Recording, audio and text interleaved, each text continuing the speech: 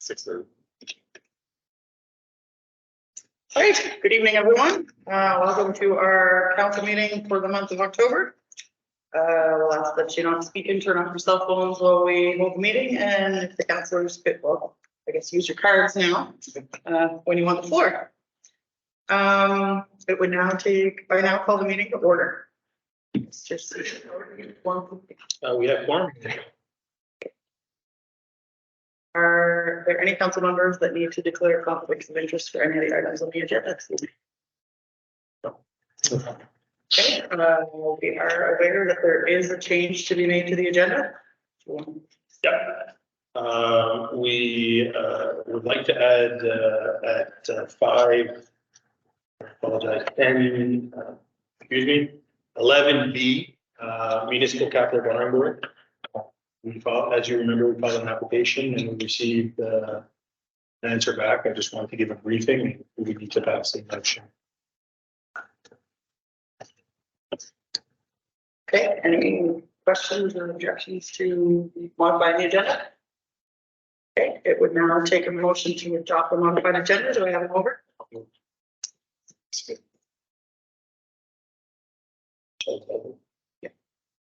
Are we ready for the question? Now proceed with the vote. All those in favor of adopting the modified agenda, show your consent by saying yes. Yes. All those opposed, no. Motion carried.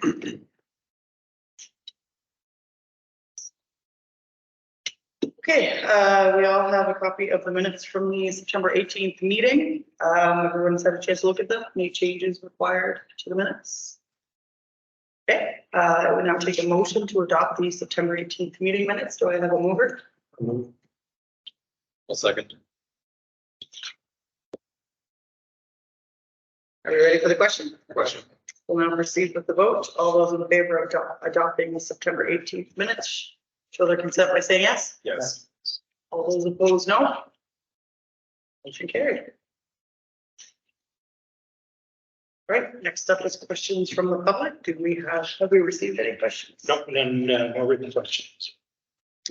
Okay, we'll now take questions from the public. Are there any questions? All right, well, that was easy. I thought you were ready with your On to positions, requests, and delegations. I see we have a submission.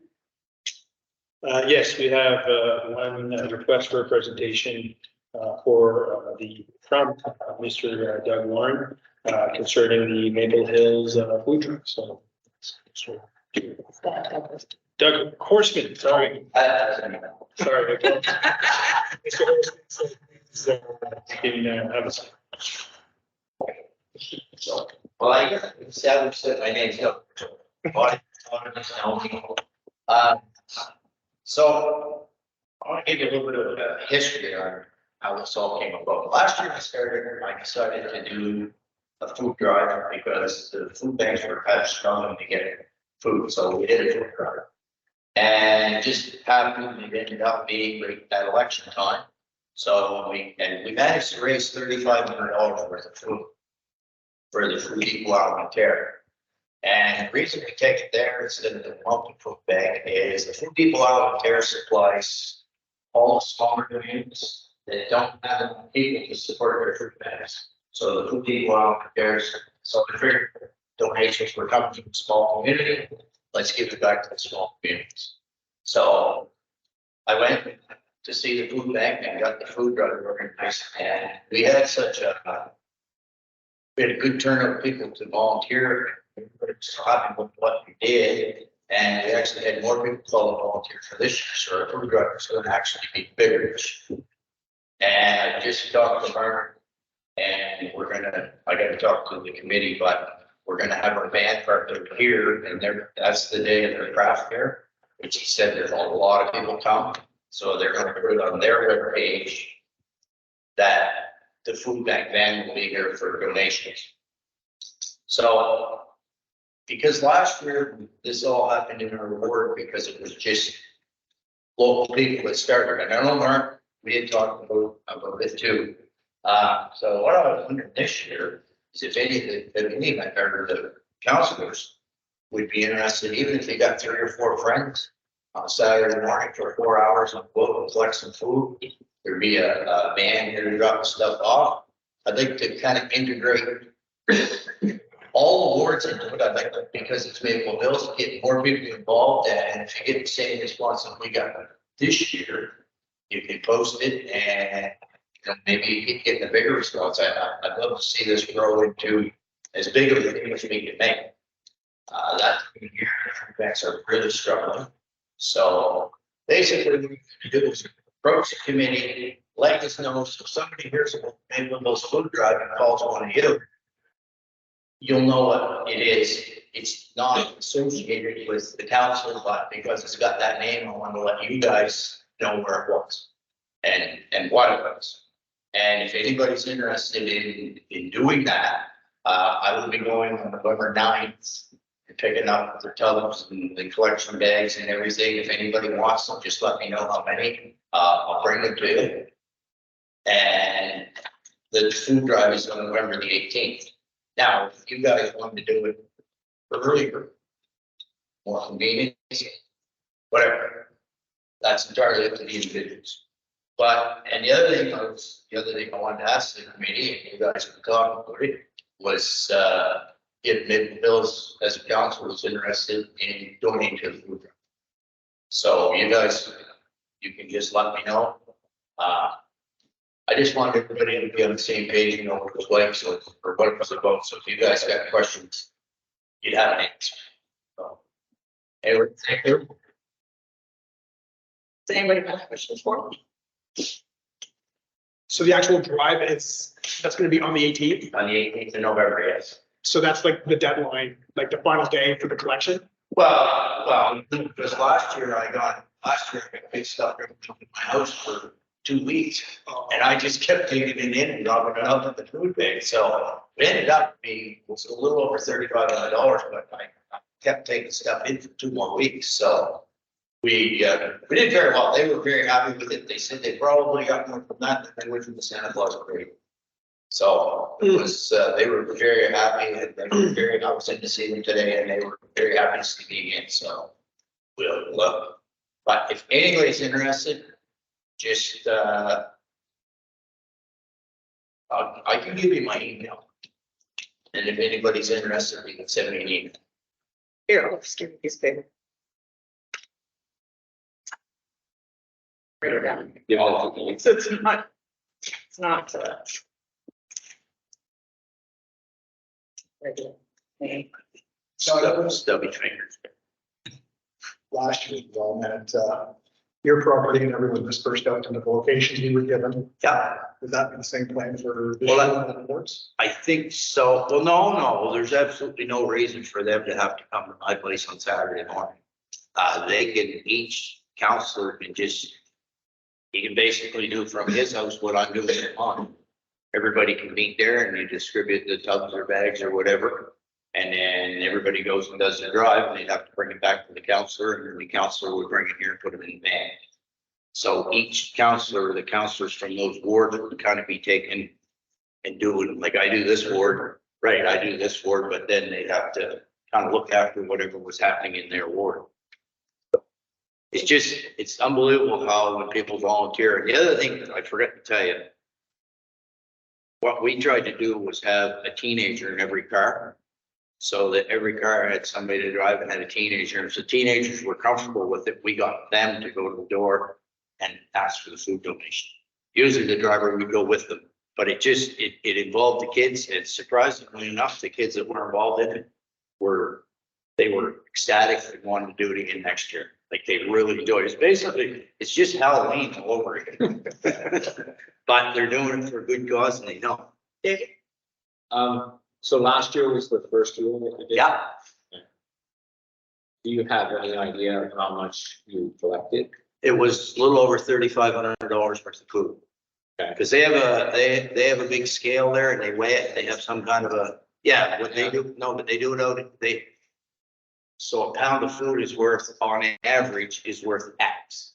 So they just weighed all the food that we had, and then we had some money too. So we gave them the money and they put the two together. It was a little over $3,500. I forget the exact number. Well, we have an activity on the 12th in Saturday. So there's a way that we could promote on the Facebook group or on the website. And we will be there to, participate in the breakfast.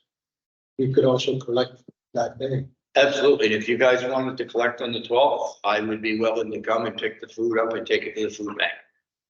I'd do that with my trucks and that would be no question.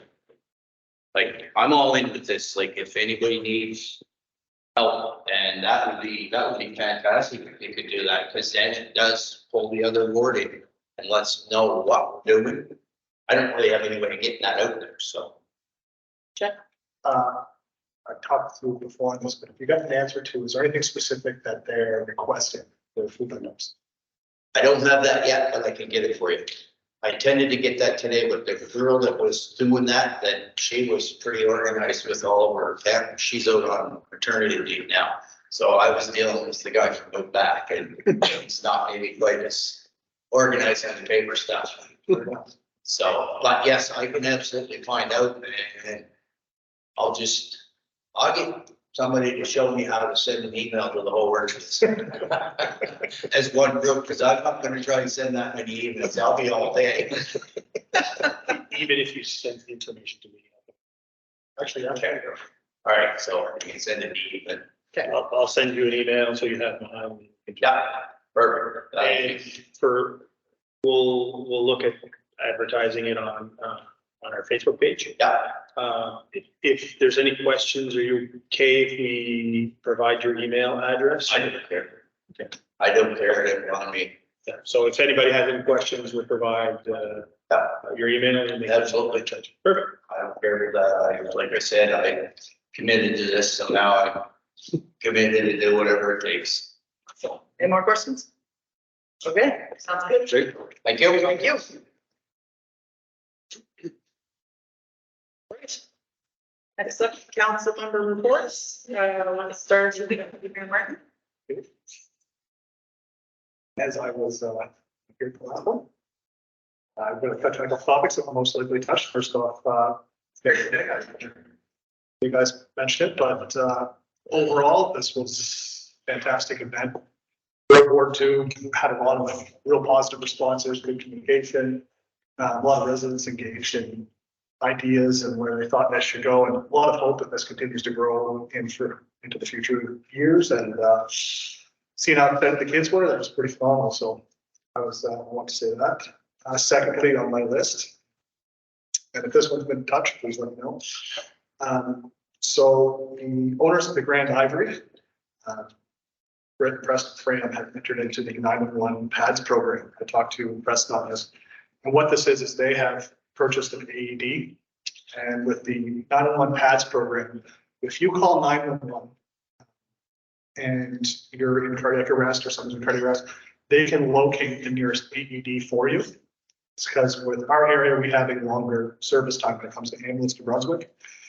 So through this program, they can tell you there's an AED at this location. Someone go get it, potentially saving a life with this. So, and this comes right from the emergency dispatcher, so they can walk you through this as well. And to go one step further, the Frams have also posted on the 490 page and talking to Preston as well, are open for the community to call them directly if there is an issue. They're more than happy to help out. Preston is also a paramedic as well, so medically trained. So if anyone knows of any businesses around within the rural areas that have these AEDs, this is a fantastic program to get involved. A lot of people don't know what this program is, so the more that know about it, the better, because these devices are expensive, but they do save lives, and I can contest to that. One coming up here shortly, it was originally supposed to be on for today, was my involvement with the Maple Hills Volunteer Ice Rink. Now, last year was the first year this went up from a local resident, John, who likes to keep a low visibility around, but last year was overall such a great success that this year we're going to be looking at reaching out to the community and expanding, looking for more volunteers, donations, etc. All donations that go to this go to growing this year after year.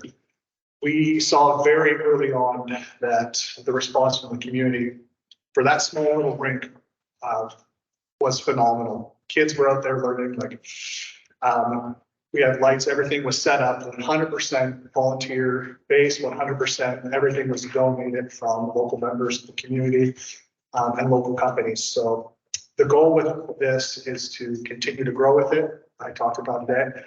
And definitely willing to expand into wards 1 and 3 if we can find the volunteers to essentially run those areas and keep it going. Right now, the big issue that we're running into is just finding a location here that we can get power to and that's level. But that's something that's going to be coming up. So I want to say that keep an eye out for that. We're going to be asking for volunteers. If you know anyone that wants to volunteer with it or get involved, please reach out. There is a Facebook group, Makefields Hockey Rink, Makefields Rink on Facebook. And the last one, and I've said this one before previously, is just the general interaction with the residents. I have to say, prior to a little bit of downtime that I've had a lot of residents start coming up more and more and showing appreciation for council and just having something to call it, even just to direct them where they need to go.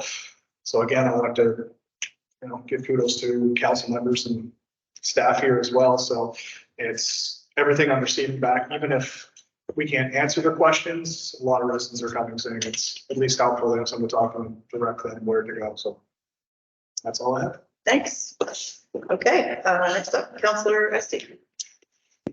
So I sit on the finance committee of UMNB, and we're members, like we as a council are members, and we just submitted a budget tonight to the board, and we'll be attending that meeting next month. It's a good opportunity to speak with other councillors, mayors, really across New Brunswick. It's going to help us, see what's working, see what the issues are in other places, and it's a good learning experience as well as networking. Beyond that, it's been kind of a quiet month, and I have that most report. Okay. Councillor Jean-Claude. I don't have much to say today, except that there is a ham dinner at the Boots Meeting House. And I understand that Boots Meeting House isn't in our municipality, but a lot of people from the Ward 1 area do go there. And so it's an opportunity for any of the councillors, councillors at large, who want to meet people from that ward. Feel free to join us at the on the, oh, sorry, I think I said the 20th. Sure. Is the Loose Mountain House the same as Loose Mountain Heritage Museum? Yes. Okay, thank you. Councillor Martin. I just wanted to give a shout out. Chad already touched on it, but also for Family Day, big shout out to him for organizing, having the paramedics show up and the firefighters. I know a lot of kids really like that, and Chad was really involved with kids trying on the gear and everything else. Preston, that he mentioned earlier, he also showed up with the ambulance, so all the kids could kind of go through it. So that was a big thing, a big hit for all the kids. Essentially, the ladder went up and all the kids freaked out and started running over there. So it was a good way to end that event. And then other than that, same thing. A lot of people been a little bit slower. They get to watch the homecoming game for the two high schools in our municipality, Maple Hills, with Moncton High and Tremble. Tremble winning, go Tremble. And that's pretty much it. So. Okay, thanks. Councillor Siwa. So this last meeting, I've been contacted by a number of residents from Ward 3, mostly regarding road safety, especially in the Lakeside Estates. Speed, the resident was asking if it was possible to see about speed bump. I'm going to contact the resident again and give him the information, contact the SNP. And I'm going to see if I can contact the DTI and see what's the steps to be need to have speed bumps. specific area in the park where it's probably where they have the most traffic, it's where the convenience store is. Also the residents in the Sanford area where the collapsed bridge is, are concerned about brush cutting, which was that list sent to the BTI? Yes, the letter is sent to the minister. And so the residents on that stretch in Sanford where the bridge has collapsed, some are concerned because it's been like 5 years and they haven't, no response from DTI. And on the other side of where the bridge is collapsed, residents are happy because traffic is slow. Because it's a stretch where there's absolutely no police surveillance and late at night, kids would use it to drag, so it's a, you know, it's a win some, lose some. And, but everybody on that stretch is in accord to say that they need DTI to update the bridge is closed. With CAO, we verified on the government website and it's still showing as an open way. Besides that, I'm looking forward to a meeting from the Southeast Regional Service Committee on the 28th. And now today we just confirmed the breakfast in Sanford with 12. Right. So I'll try not to take too long, but I had a very busy September. So I sit on a couple of committees within the Service Commission. I just wanted to give updates as to where we were at with a couple of those. The Tourism Committee met on the 15th and 26th of September. So they're currently, the SCRC has given us, which is the East Regional Service Commission, a resource to work with us on our endeavors through the Tourism Committee. So currently they're working on digital maps to highlight attractions. Attached to each location, they would have a list of amenities, if it has Wi-Fi, if it has parking, if it's accessible. So very valuable tool. The maps are designed to be filtered by type of location. The next step in the process is for them is to validate the list. So we've supplied a list of businesses that we have that they could filter through, make sure they capture them all. It'll be an ongoing process to keep the data up to date and attract. The goal is to attract tourists to the Southeast region 365 days a year. So the information for Maple Hills Tourism Resources is also available on our website. Chanel has uploaded that list. We'll be provided a list of the Government of New Brunswick Tourism Resources criteria for us to review, and then we can determine if we're satisfied with that criteria or if we would like a more stringent criteria to be included on the list. So if you have an operator who's not ready, they're not prepared to receive a large influx of guests that we learn from Destination Moncton, that sometimes they're excluded and given these are the things you need to do to get to that level. So that's what the criteria is about. So more to come on that. We haven't received that criteria yet. There's a new recycle program coming. We talked about that a little at the last meeting. Again, we're still waiting on some information. We have another meeting next week to review or to get new information from them that they're able to provide to us. So there'll be more to come on that. Sorry, I wrote this for the last meeting, so some of this we've already talked about. So the Service Commission, as Councillor Savoy said, has a workshop scheduled for October 28th. The meeting is an information session for all council members to attend and learn more about the new mandated services through the Regional Service Commission and their strategic plan to move forward with the services. We should have an update to share with everyone that attends meetings come November once we've had those meetings with them.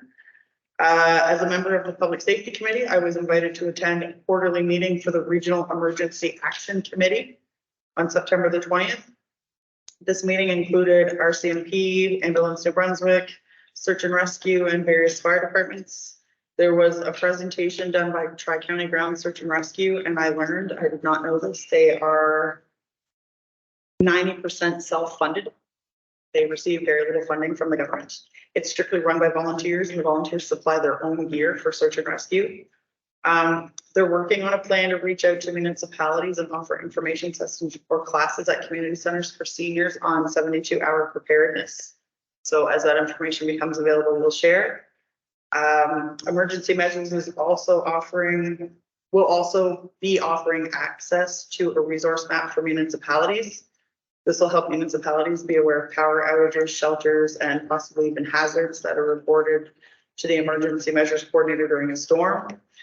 We don't have that access yet, but when they give it to us, it'll be something that we can look at if we, God forbid, have an emergency.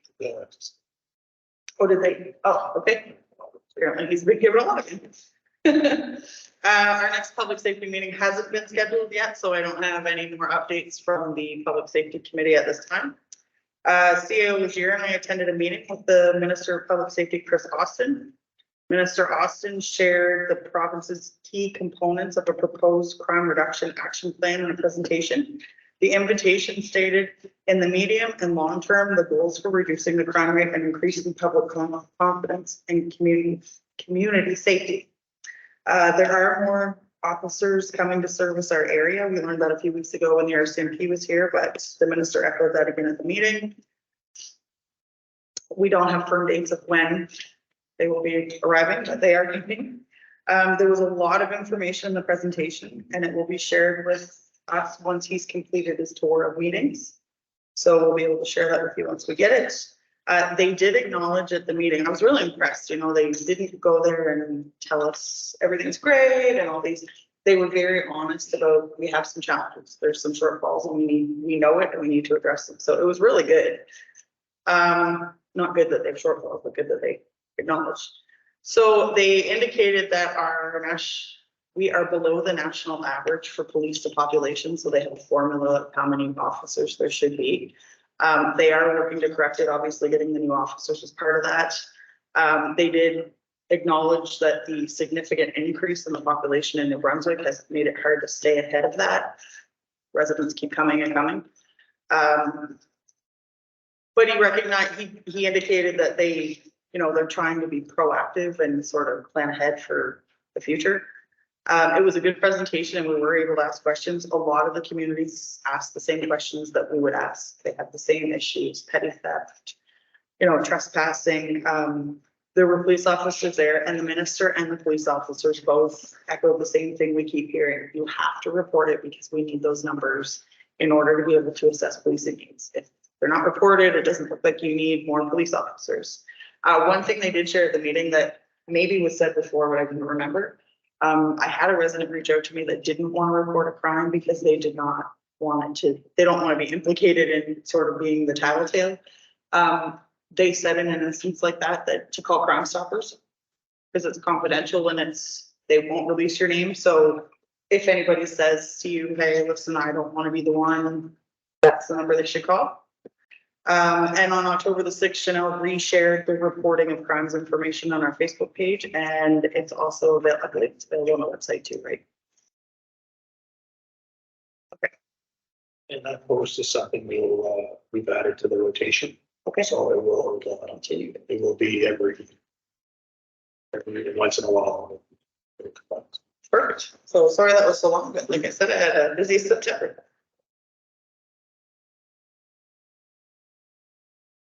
All right, so two bylaws and motions, and the first item is appointment of officers. Thank you, Your Worship. So on the appointment of officers, with the addition of Ms. Hannah Downing to our team, we have an opportunity to add Hannah or appoint Hannah to two assistant advisory roles. The Local Governance Act states that we must have three things to be a municipality or be functional as a municipality. We need to appoint an auditor, appoint a clerk, and appoint a treasurer.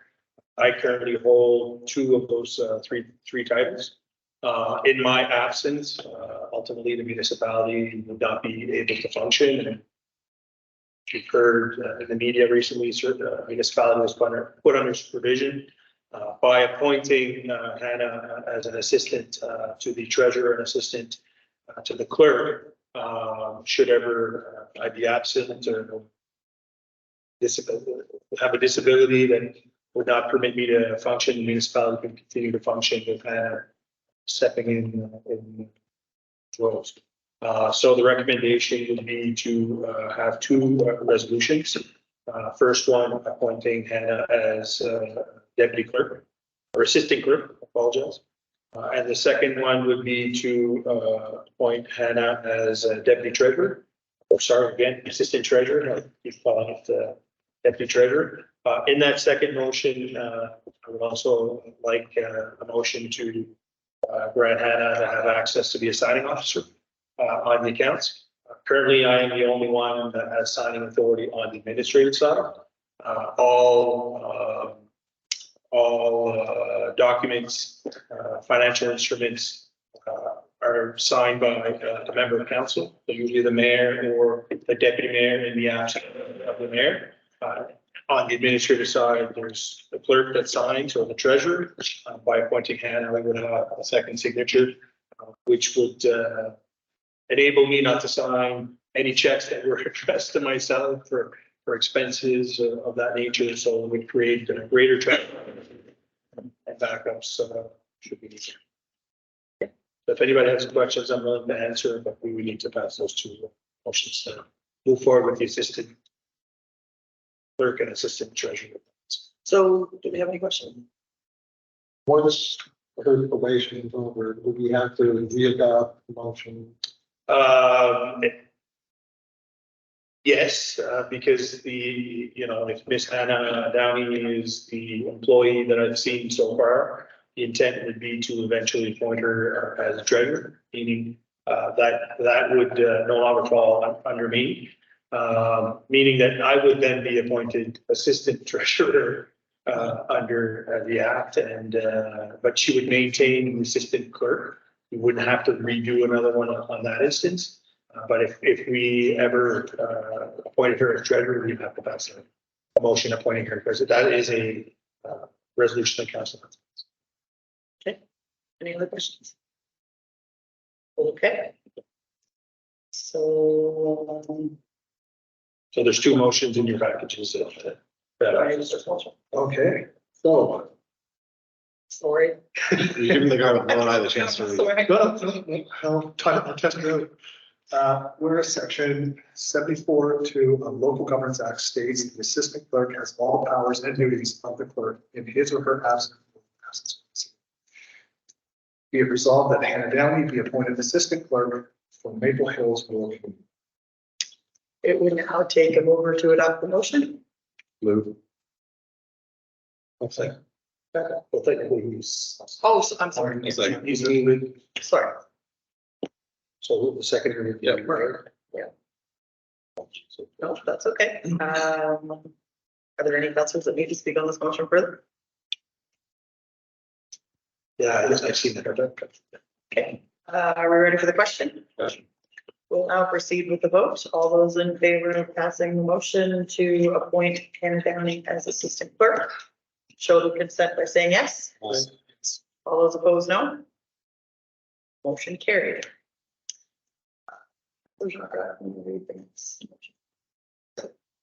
Whereas section 76 2 of the Local Governance Act states the assistant treasurer has all the powers and duties of the clerk in his or her absence or disability. Be it resolved that Hannah Downey be appointed assistant treasurer for the Maple Hills Rural Community. Be it also resolved that Hannah Downey be added as a signing officer on the banking accounts of the Field Commission. Do we have a second? A second. Anybody wish to speak on the motion before we proceed? Okay, are we ready for the question? We'll now proceed with the vote. All those in favor of appointing Hannah Downey as assistant treasurer and signing authority on the banking accounts of the rural community, show their consent by saying yes. Yes. All those opposed, no. Motion carried. Congratulations, Hannah. You got some more responsibilities now. All right. So the next topic on the agenda is with the municipal capital borrowing board. As you remember, we filed an application to the municipal capital borrowing board for financing. We received a notice back or the result of the hearing. The hearing was, the financing was granted conditionally, which we suspected would more than likely be the case. There are 4 conditions that we need to meet, so the financing can be waived, or the conditions, the conditional financing can be waived, and it can be finally finality to the approval. We are working on those 4 in 4 separate different areas, but tonight more specifically on the advice of our legal counsel. The second condition says that satisfactory receipt and confirmation of all agreements for financing and construction. So the first aspect, we made a request, or the ICC made a request to transfer the funding to us to complete the project. We haven't received confirmation back, but another component is that the purchase and sale agreement is also agreed upon. So we cannot just unilaterally, the mayor and I sign the agreement without having council authorize. So this motion tonight would let council or staff proceed with the signature of the agreement. Currently, the agreement is in the lawyer's hands, waiting to get this passed, and then they would go from our lawyer to their lawyer to complete the finale. So this is the motion that is requested for tonight. Are there any questions?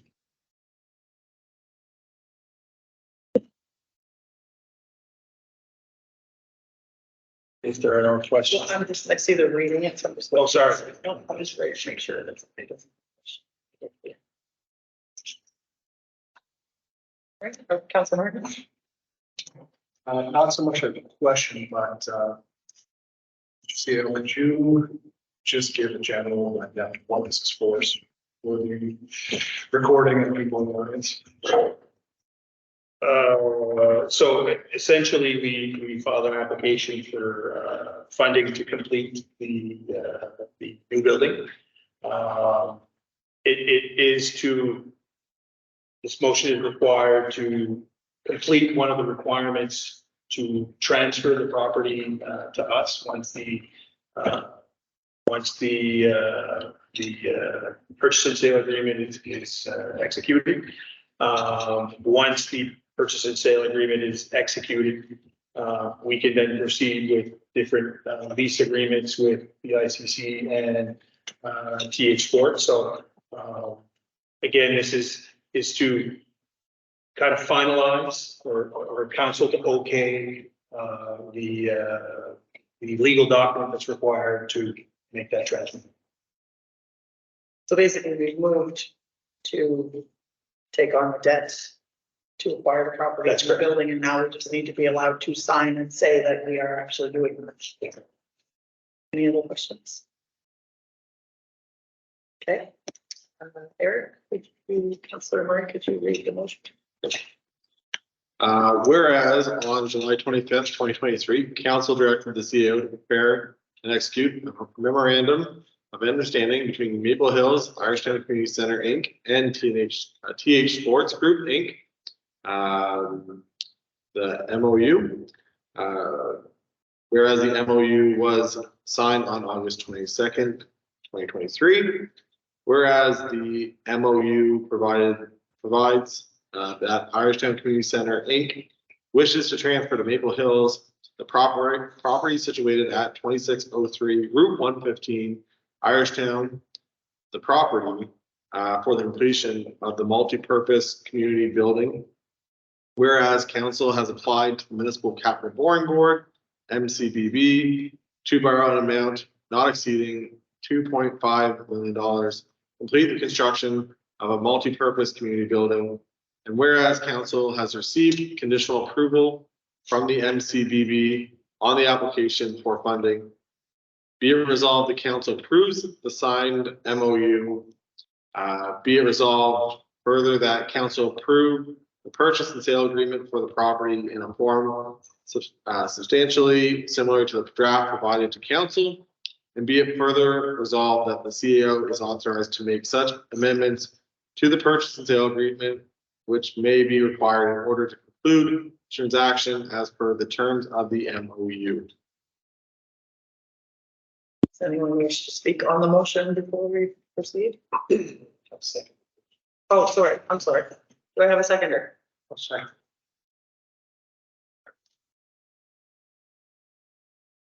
Does anybody wish to speak on the motion before we proceed? So in the last section, the CEO is authorized to make amendments. To what degree would you be allowed to make amendments? With what's in line with the MOU. So because the purchase and sale agreement doesn't include everything in the MOU. So there might need a change for a date, change for, obviously I can't change structure of the agreement. But there might be, on the advice of the lawyer, there might be some little finalities that might need to be tweaked in the purchase and sale agreement to approve the agreement. Could there be some language in there where just council has a peek at it? If it's like a change beyond just the date? If there is language, it would have to come back to the council, which could potentially delay. So I have no problems if that's where you go. We're just trying to come to a point to clear one of the conditions. Or the transfer. So I guess I would just move for possibly an amendment to add that brief language into this where if there's a change beyond just date, council would see it before.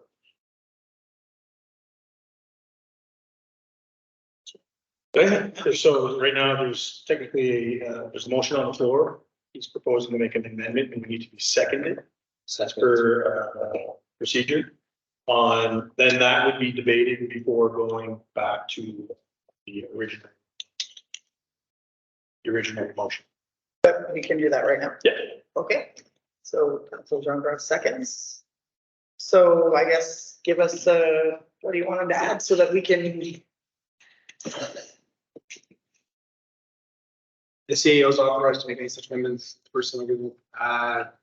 So any modifications? What? no, go ahead. I'll ask my question after. Go ahead. Okay.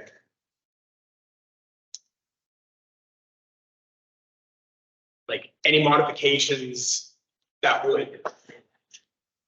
it would be like material in nature, so like it's hard to quantify what types of,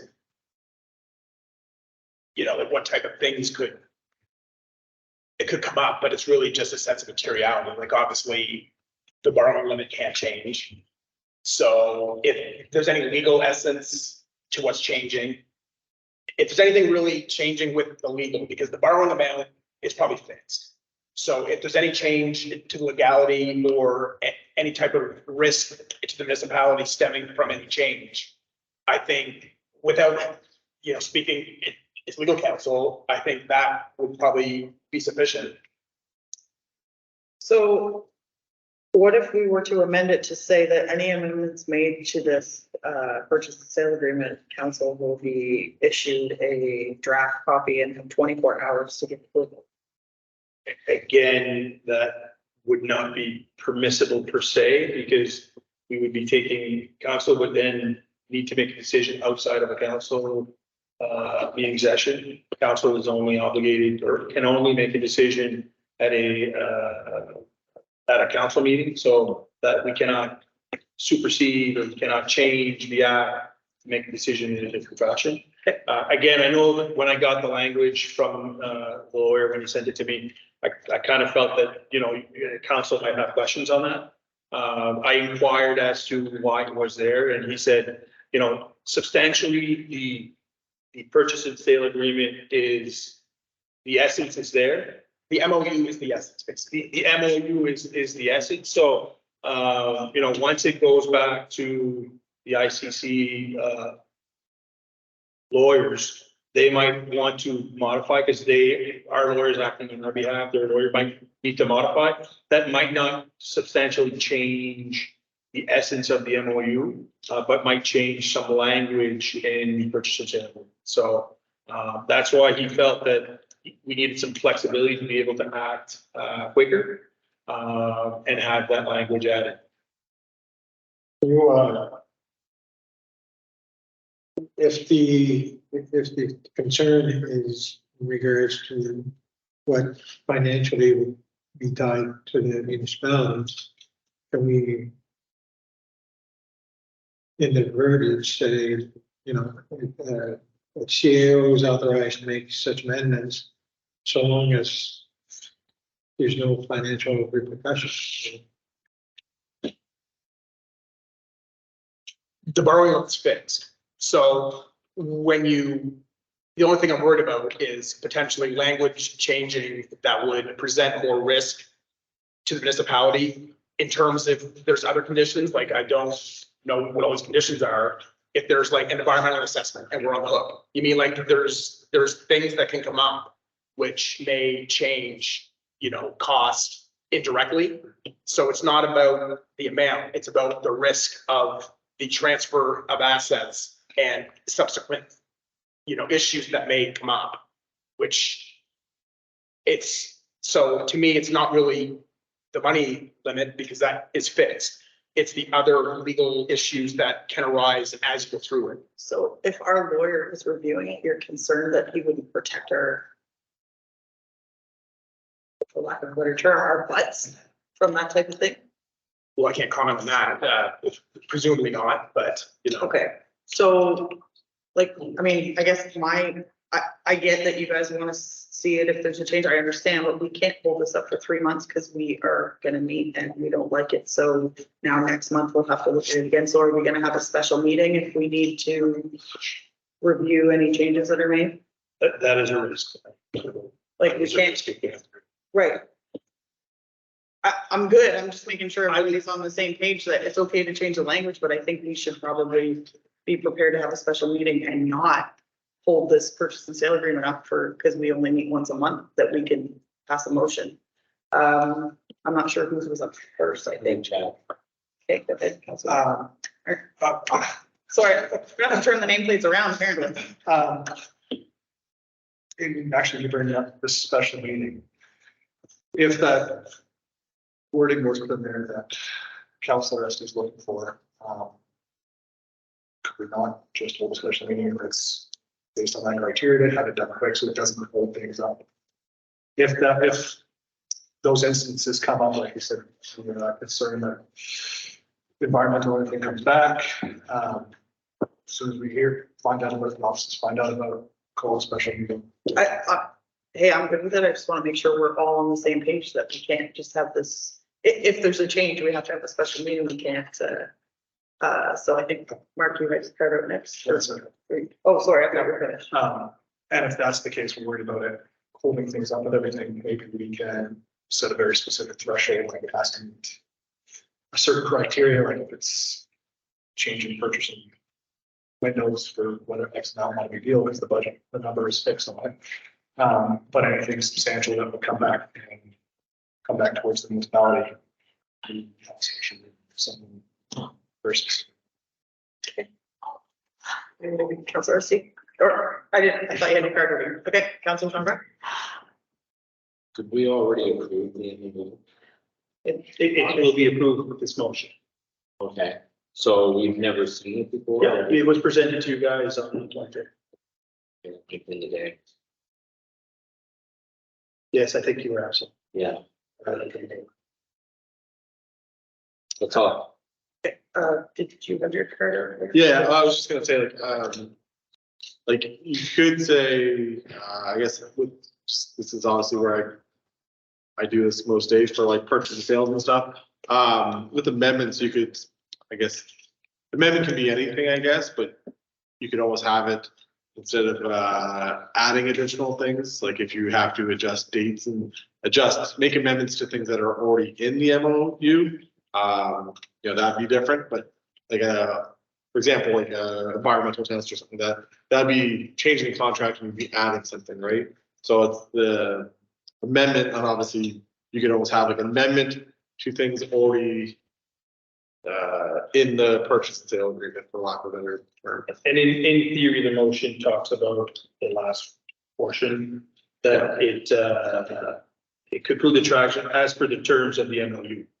So if in the instance where you're talking where you've added environmental impact assessment, that's currently not in the MOU. Yeah, that's right. So if we would require that, or be required, would be a material change. Yeah. Then I would have to bring up the council. Yeah, that's what I was kind of speaking on, was that you'd be making a material change to it rather than an amendment on like a date or a certain, most of it would be for the stuff that's already in the terms of the MOU. It would be stuff that, like they said, dates and stuff like that, would have additional things being added, so. Councilor Esty. So basically what you're saying is if there were any changes beyond the scope of the MOU and legal counsel looked at it, it would have to come back to us anyway. If there's a material change, yes, absolutely. Would you deem that material if it was like an environmental assessment or anything? Absolutely. Because at the end of the day, it's like I said, the MOU does not specify some of those terms. I think the MOU was very descriptive in terms of what type of agreements and stuff like that. We would still need to come to council on the lease agreements regardless after so council can approve those before those are actually signed. But at the end of the day, anything that's based on the acquisition would be materials. And again, you know, the section of the motion that says approve the purchase of sale agreement in a form substantially similar to the draft provided to council. So, you know, it would be a substantial change to it if we add any sort of, again, we're using the environmental component to it. It would be a substantial change that's currently not in. Okay. And Councillor, sorry. Can Councillor SD just withdraw his amendment if he's satisfied? Yes, he can withdraw his motion, but you would have to agree, or council can defeat it down or move forward. Big check. So with the understanding that anything material beyond the MOU would have to come back anyway, I would withdraw the amendment. You agree with that? Something separate from that, I was wondering as far as the document itself, will this be made public?